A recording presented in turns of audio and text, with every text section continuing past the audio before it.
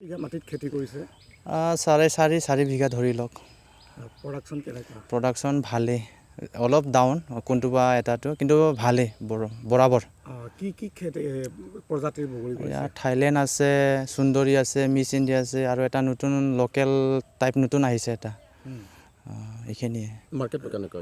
Market ভালে ক'ব গ'লে, মানে উল্টা অপজিট হৈছে। আগৰ যোনটো কিবা মাৰ্কেটটো ডাউন আছিল, এবাৰ এইটো কিবা হাই উঠিছে, আৰু যোনটো হাই আছিল এইটো ডাউন হৈছে। কিমান বছৰ ধৰি খেতি কৰি আছে আপুনি? এইটো 3 বছৰ হ'ল ওপৰত। 3 বছৰ। এতিয়া পৰিয়ালৰ গোটেই মানুহ জড়িত হৈ আছে? পৰিয়ালৰ গোটেই মানুহ ইয়াতে জড়িত। ইয়াৰ লগতে মানে গোটেই মানে টেনশ্যন নাই আৰু ঘৰখিনি চলাবৰ কাৰণে গোটেই বছৰ চলি যায় আৰামত। কিমান বিঘা কৰিছে এইবাৰ? এইবছৰ ক'ব গ'লে নকওঁ মই, 4.5 বিঘাই ধৰ। 4.5 বিঘা। আচ্ছা, আপুনি উঠি অহা প্ৰজন্মক কি পৰামৰ্শ আগবঢ়াব? উঠি অহা প্ৰজন্মক এইটোৱে কওঁ যে মানে চাকৰিটো থাকিব লাগে, এনেকুৱা নহয়, এইটোও লাগে হাতত।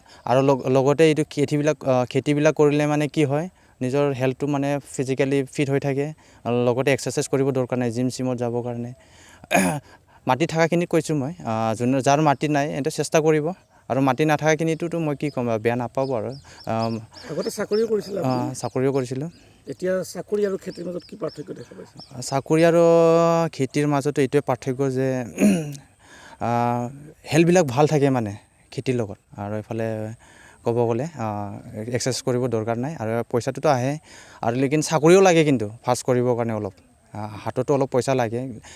তো এইটো কৰাৰ পিছত যদি খেতিত লাগিব পাৰে ভাল, আৰু নিজৰ কাৰণে মানে বেলেগৰ ওপৰত ডিপেণ্ড কৰিব দৰকাৰ নাই। কিমান টকা দি আৰম্ভ কৰিছিলে খেতিটো? খেতিটো মই মিনিমাম মানে 1.5-2 লাখৰ ওচৰত কৰিছোঁ।